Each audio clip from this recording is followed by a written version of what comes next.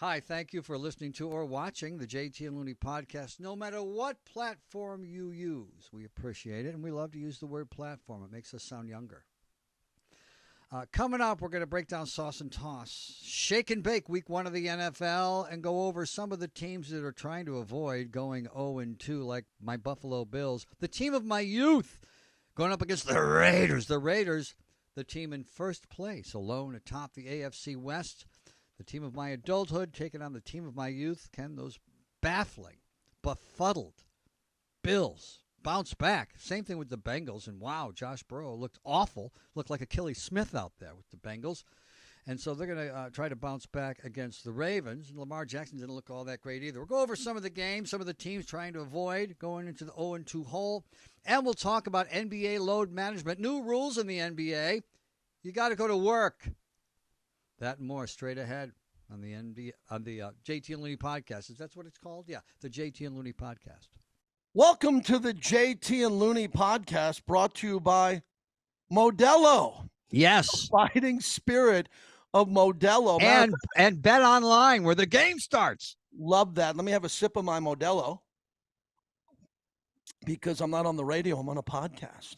I don't use profanity much. A little profanity on the podcast. I even don't use it on satellite radio. I've always been a PG-13 sports talk radio host, and I try to teach that around my house with my kids. No cursing in the house. I grew up in a household with my mom and dad. Same here. Cursing in the house. So we didn't know it would train us for a living. We didn't know in the future that we would need to have that switch. So it's good that we both grew up in a house that had no cursing, because then we worked in an industry that had no cursing. Amazing now that you're on TV. Your hair is just perfect. Thank you. Your makeup. I had makeup on today, too. I did the coaches interview for the Raiders. Oh, wow. Okay. Big thing. You have your Benny and Penny TV show, which is doing real well. How'd that go? Yes, it went really well today because it was the second show. The first show, we stopped down a lot. Sometimes it was trying to do too much towel snapping, and then we would lose the formatics. This time we flew through it. Oh, my goodness. And so got through it today. Also had to bring my own makeup today because we tape it at 7:30 in the morning Pacific time, and the makeup people aren't there till 9. Oh yeah. So had to do my own. Used to soap opera stars getting in at 10 or right. Right. I had a weird day today because I had to do the coach, the Raiders coach Josh McDaniels, as he was in West Virginia. Here's some news. The Raiders beat the Denver Broncos and flew to West Virginia to the let me say the first place Raiders. Yeah, they're the only alone atop the AFC West. They are atop the AFC West, which we've learned doing this for a while. Take advantage of it. Not every day you're going to be on top of the division.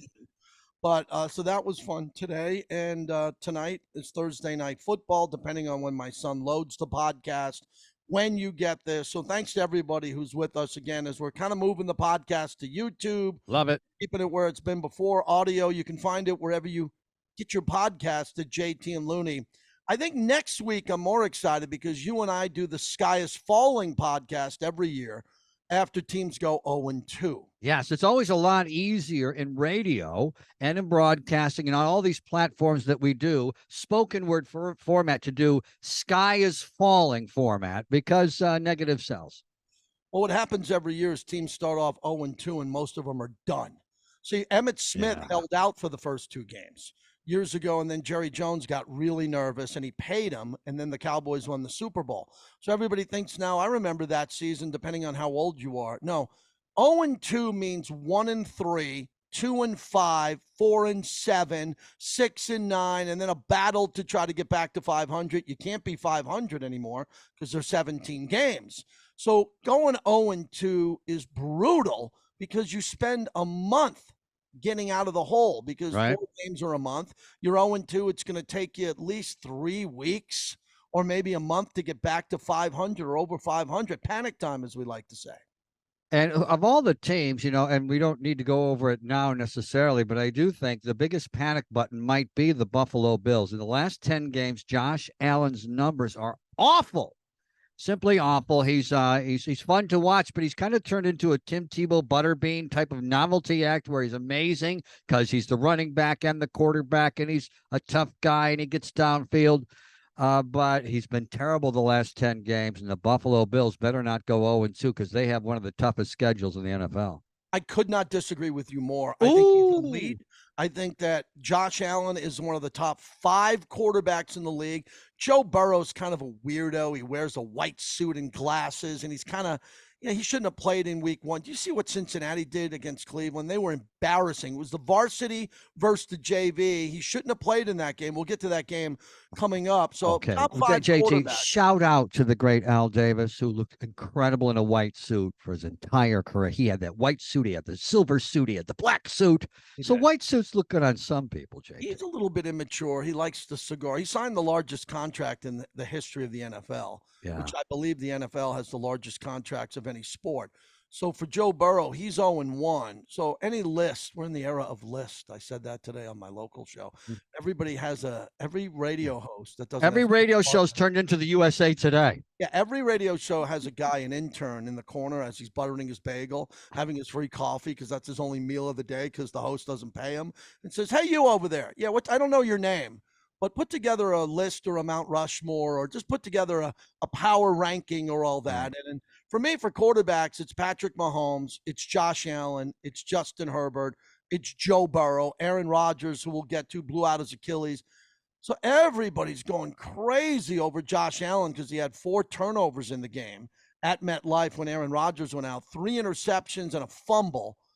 God, every team in the league would love Josh Allen as their quarterback. Well, that is true. But are they going to get the Josh Allen of the last 10 games, or are they going to get the guy before that? That's the problem. Well, that's one of the games we'll hit on here is the Raiders. The number has got as high as Bills minus 9.5, almost 10.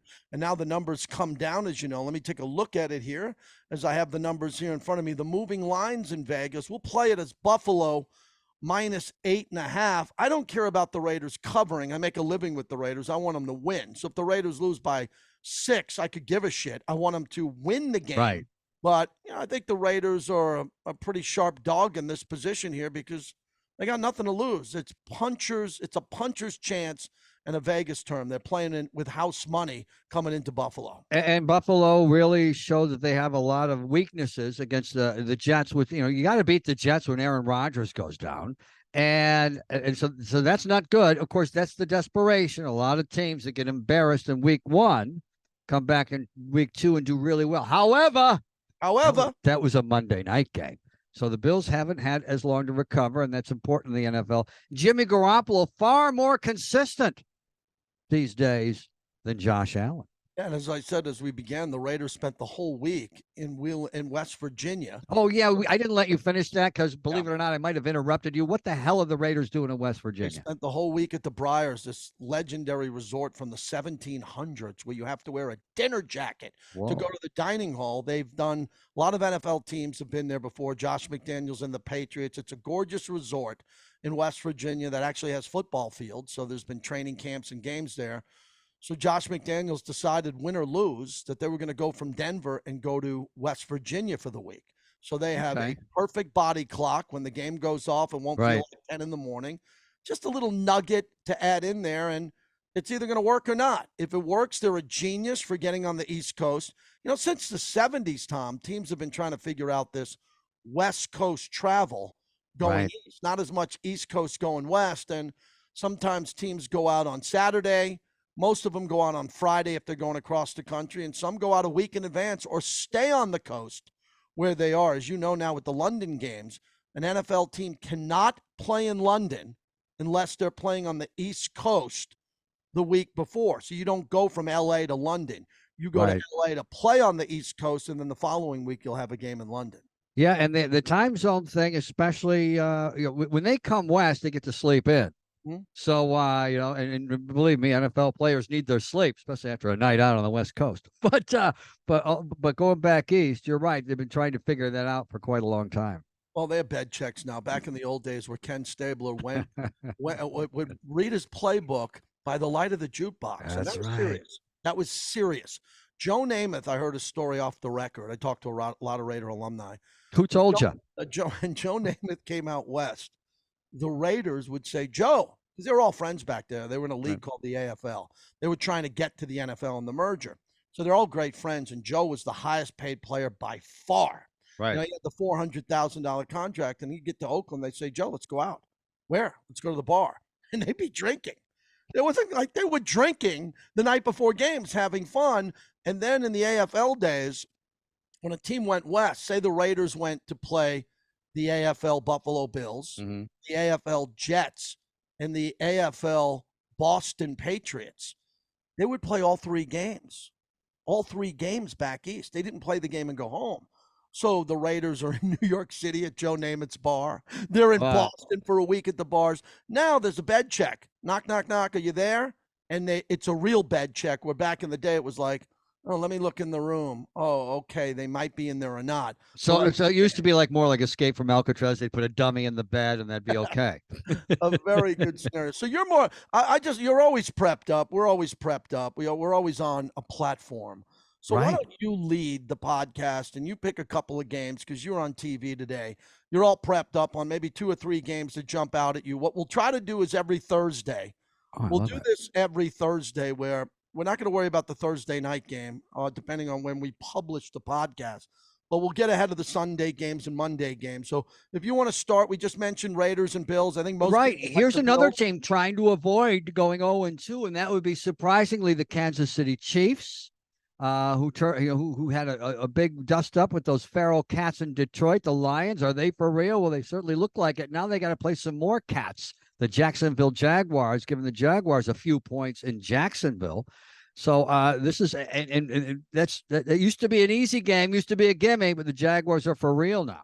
Well, you know the term a road favorite and a road dog. Right. So Kansas City, coming off a loss, is a road favorite at Jacksonville. And Jacksonville went to the playoffs last year and won a playoff game. And when the Chargers had that massive lead, Right. and Jacksonville came back. Jacksonville, I know that area pretty well. My in-laws live in St. Augustine. I go back there a lot. And it's the largest county, I believe, in America, Right. Duval County. You always hear them yell Duval. And this is their home opener. And they're the division champs. And they're going to win the division again. This is the biggest game in Jacksonville, home opener, that you can remember going back to Mark Brunell. Good point. So they're catching points at home. Problem is Jacksonville's missing 2 offensive linemen. Chris Jones comes back. He missed Kansas City's first game. And Mahomes has had 9 days, Tom, when the game goes off. 9 days as a loser, losing the game and having to wallow in the loss there. I think Kansas City comes back and wins this game. But I think it'll be a close one. I don't think they'll cover, but I like Kansas City to win a tight one. Kansas City, over the past 9 games, hasn't done well on the road as favorites, surprisingly, and the Jacksonville Jaguars 10-0 at home in their last 10 games as underdogs, JT. So it's going to be a brouhaha in Jacksonville. That's going to be a close game. Would you like to tell everybody, before we continue, your theory on the Chargers in Jacksonville? Let's just get that out of the way. Oh, yes. Yeah. I've never put any money on the Chargers or Jacksonville. Although this weekend, maybe you might want to sprinkle a little. Oh, you're so good now. Oh, you're so good as you've entered the space. This is a great one, because you have the right to be in the podcast gambling world, Right. the TV world, because half the people in it have no money. They're brand new. They're former board ops. Not that there's anything wrong with Right, with that, right. but they don't make more than 30 grand, and they're saying, I'll sprinkle a little. Well, how much are you going to sprinkle? You barely have enough money to pay rent and pay a car payment. What are you going to sprinkle? Oh, like you're betting 5,000 and you're going to sprinkle a couple of hundred there? I never noticed that until you pointed out. Oh, It my is God. very Right. funny observation. You're so right. Let's go to Western Pennsylvania, Pittsburgh, Pennsylvania. The Yunzers love their Steelers, and the Steelers looked awful in week 1. Mean Joe Green's not walking through that door. How's that for a contemporary reference? The Steelers getting 2.5 points against the Browns. When's the last time that's ever happened? And do the Steelers really want to go down, 0-2 and have the Browns be the ones that make them 0-2? Well, the Browns are the favorites. Yeah, Browns look great against Cincinnati. Yeah. Their pass rush was fantastic. Myles Garrett and the crew really got after it there. And, Cincinnati, we'll get to that. They're going to play Baltimore coming up here. But this is a big spot for the Browns. And what people have to start thinking about now, the Steelers got boat raced by Brock Purdy. Yeah. The 49ers. 49ers just killed them. That game was out of hand early. And, Steelers made a little bit of a game of it, but the Niners won. Cleveland, I picked Cleveland as a playoff team this year, as a wild card team over Pittsburgh. I think Cleveland in this game, this is going to be interesting. This is one of 2 Monday night games. Line opened up initially at Pittsburgh -1. We'll play it now as Cleveland -2.5.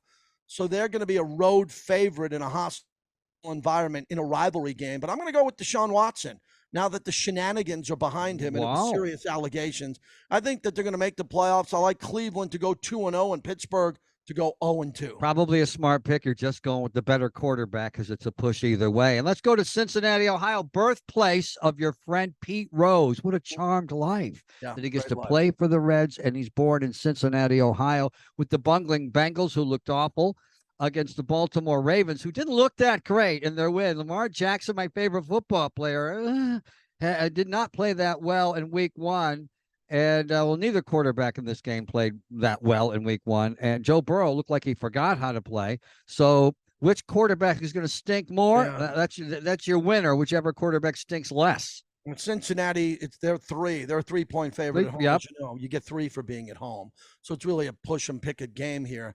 I'm going to give Joe Burrow. I picked Cincinnati to go to the Super Bowl and lose to Dallas. Oh, well, congratulate me on that. Dallas win over the Giants. Oh, my God. Statement game. I think this is a statement game that we're going to see for Cincinnati. I think Cincinnati bounces back in this game. 69% of the money is on Cincinnati, 55% of the tickets.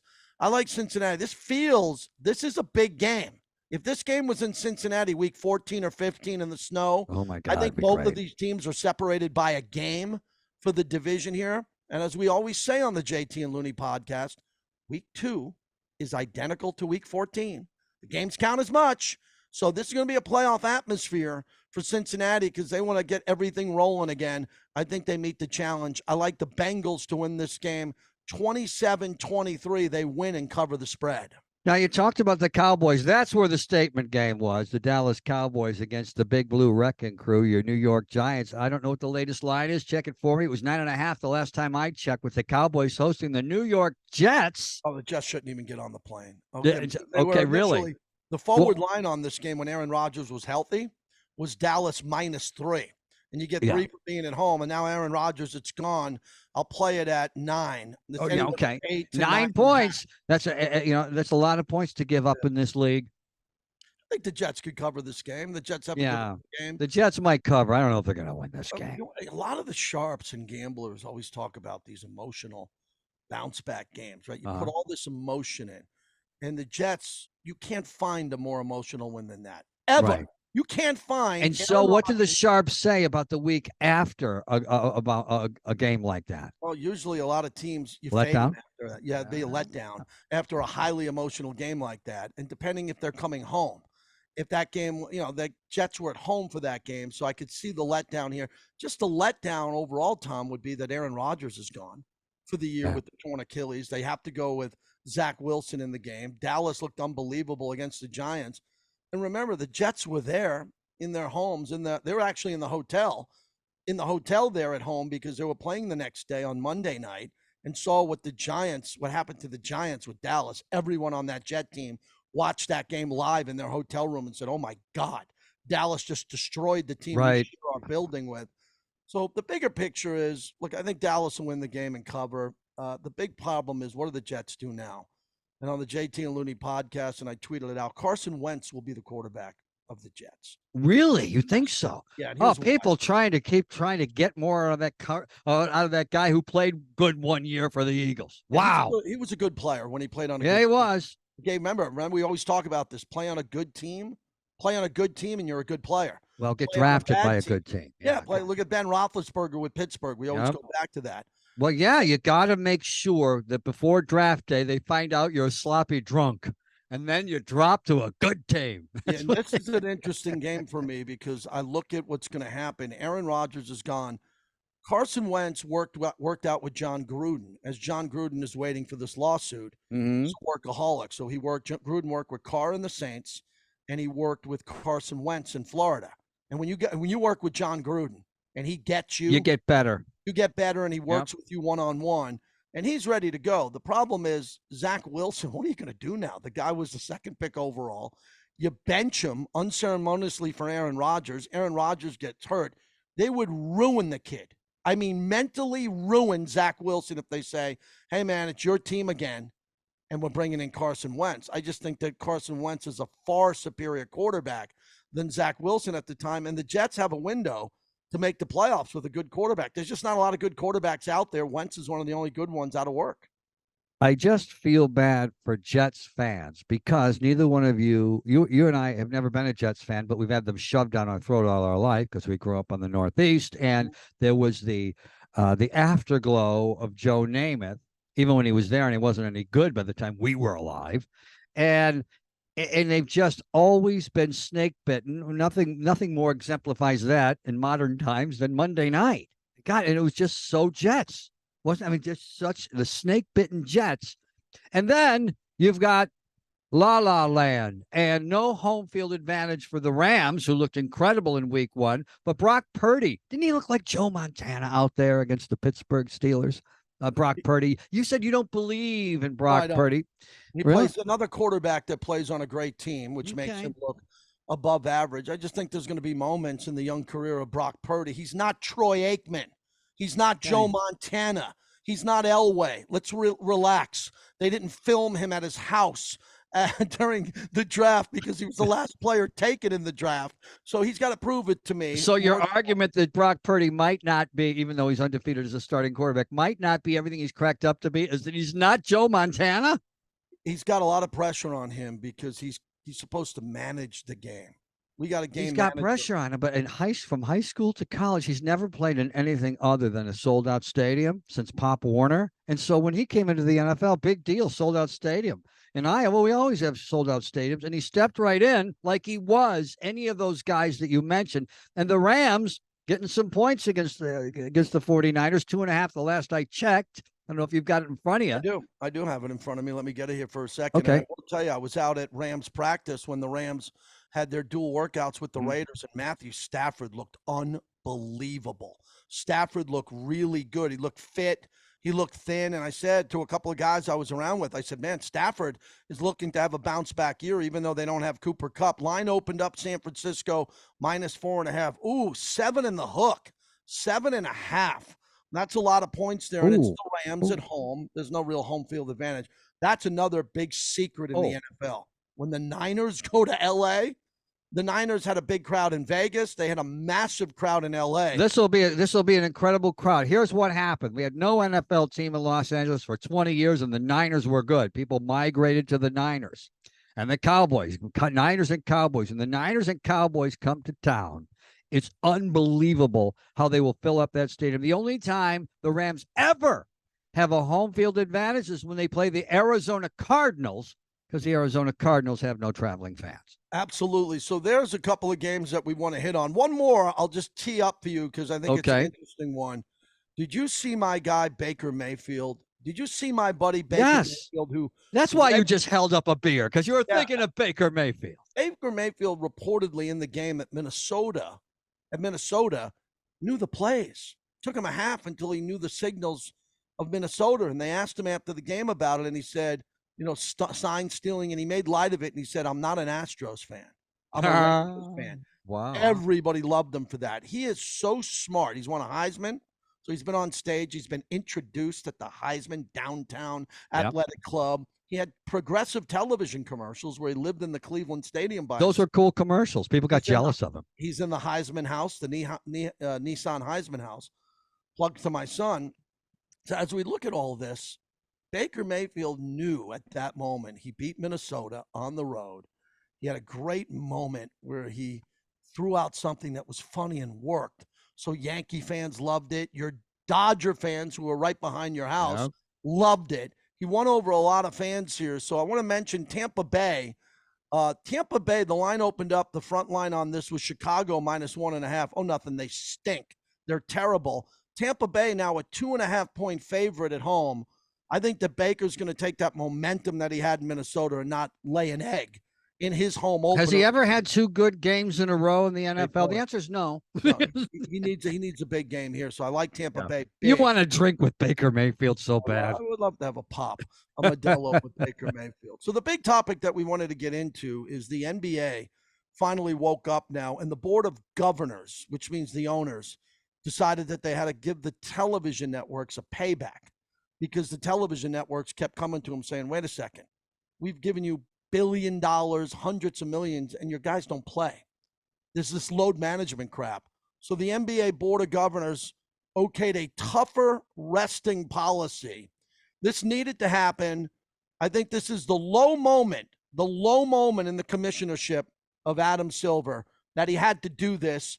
He did it a couple of years late on it, because now everybody's saying, from fans to corporate partnerships, you guys have been full of shit on this one, and we want something to happen. So the Board of Governors, the owners, unanimously voted to approve tougher resting policies and punishments. So if you've been to an all-star game in the last couple of years, it affects a lot of guys. The rule would ultimately give the league office authority for greater oversight over discipline for missed games, and the ability to fine teams more than $1 million for each instance for violating the resting rules. So you and I are going to call this the Clipper rule. Yes. Kawhi Leonard and Paul George going forward. And those poor fans, as you know, I do a TV show with Big Ben Maller, who's always been a Clippers fan, and he thought he had the leg up. All of a sudden, he was just on cloud nine, as were all Clippers fans, because Kawhi Leonard was supposed to go to the Lakers, and so was Paul George, was supposed to be build another super team. People were going to hate on the Lakers. The last minute, they go to the Clippers. And the Clippers, Clippers fans hate the Lakers for all the obvious reasons. They were on cloud nine. Then they never played. They have not played since they've been there. I mean, it's always load management. It's terrible. And the fans, Clippers fans, are so disgruntled with never being able to see Kawhi Leonard or Paul George play, and buying their tickets and not knowing who's going to play ever in the past 2 or 3 years. And so this is an absolute rule that's needed. Let me read you a great quote from Adam Silver. This is how bad it got. He goes, quote, "I mean, this is an acknowledgement that it's gotten away from us a bit. Particularly, I think, when you see young, healthy players who are resting, it becomes maybe even more of a notion of the stature around the league as opposed to an absolute need to rest." So what this comes down to is the NBA is defining a star player as someone who has made an all-star team or an all-NBA team in any of the past 3 seasons. Okay. In total, 25 teams and 50 players, it's 11% of the league, are impacted by the new rule. The NBA will incorporate a fine system for teams that begins with $100,000 for the first offense, $250,000 for the second, and could go up to $1 million. So they're putting in a tournament to start the season to pay the players and keep them engaged, because, as you and I know, the NBA doesn't start till Christmas. Right. Even if it starts in October, they don't give a crap. They're not in shape. They can't hit a jump shot. It's a terrible league when it starts off. So they're going to give them a little tournament for a trophy to say, if you play early on, we'll pay you more if you win this early season tournament. And now they drop this bomb on the players saying, we're done with your garbage. If you're healthy, you're going to play. I do think there maybe should be a caveat for, they must have some bullet points and caveats for this. Players over 35, player following an injury, someone nursing, like when Kobe came back, was nursing his Achilles. He was above 35. A LeBron James rule that it doesn't apply to him. So they should have a few. Well, let's go over a few of them. I have it right here. Teams must manage their roster to ensure that no more than one star player is unavailable for the same game. For example, the Celtics would not be allowed to rest both Jaylen Brown and Jason Tatum. That would be Paul George and Kawhi Leonard. Right? That's the same thing there, which they do. Teams must ensure the star players are available for nationally televised games and in-season tournament games. That's why they added that tournament. So I like that a lot. I think this is fantastic here because... but your guy's going to be upset. The guy who invented this. Oh, Pop? Greg Popovich. Yeah, they should have a statue.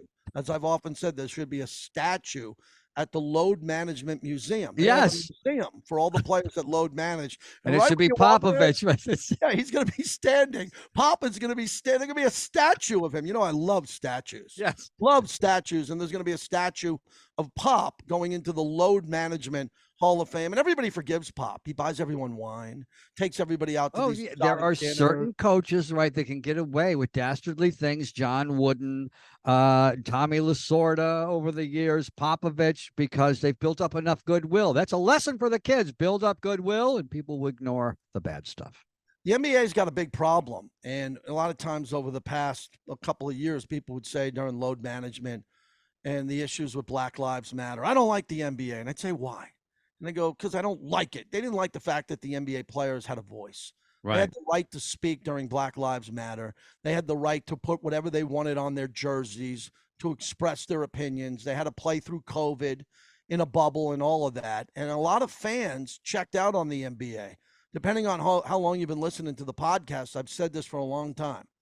More fans come up to me in social settings and say, I've checked out of the NBA. And I go, why? They go, I don't like it for an array of reasons.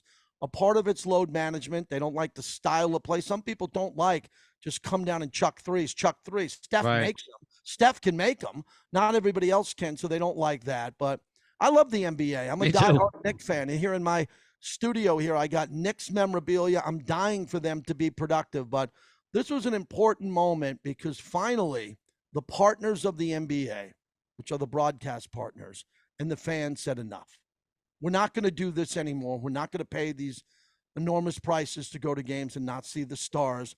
And the NBA should be ashamed. They should be ashamed that it got to this level and they took advantage of fans for so many years that now there's a rule in place so the players don't take it. That happens, though. People don't go to the dentist till their tooth hurts, and the same thing happened with the NBA taking care of this. And I will tell you, though, with politically motivated, weenie protests like that, it doesn't always last because stars come along to entertain us. And we forget about. Remember 2016 election time and Kaepernick kneeling and the ratings for the NFL went down. That all went away because people enjoy being entertained. It's our existential need to feel. We like cheering for our teams and our stars and our cities, and it's great entertainment. The NFL and the NBA, and sooner or later, if you say, even my friend Grubber, the prison guard, was really upset with Kaepernick and all that 2016 stuff. Didn't watch, but then the Bills got better again, and now he's back. And that's what happens. Obviously, it's easier to boycott when your team sucks as well. But when your team starts playing well, you ditch the boycott and you go for the feel good. I don't think you'll find a better conversation than this one. Two friends, been together for years. Yep. We know what we want to talk about. That's why we have this podcast. So please participate by subscribing and liking on any platform you want. Looney's got platforms. I got platforms. We're throwing this up on YouTube. JT the Brick YT for YouTube on that. It'll live up there. It'll live with our podcast partners. We got sponsors now, and it's starting to really gain some momentum. So we thank you. Please share the podcast, like it, subscribe to it, support what we're trying to do here because we want to continue to give you more of these sports commentaries and then talk about our life. I was going to spend 5 or 6 minutes on my first trip to Costco in 3 years. Oh, wow. I'll save that for another podcast. Oh, there's a tease. And I ask everybody now at the end of the podcast, if you watched or listened to it all, to inquire about my Costco as I went there and waited outside before it opened. And I was deeply disturbed by the amount of people who get to Costco a half hour before it opens. I was one of them, but I haven't gone in 3 years. And I had to return a pretty important item. But man, oh man, Tom, we got to dive deep into the world of grocery stores and Costco when people come before the gate opens and they race through and they try to cut the line. That's a podcast for me. I have never been to a Costco. I didn't even know where they were until the pandemic, and then I became a newsman, and then I had to learn about where Costco was. Otherwise, never been.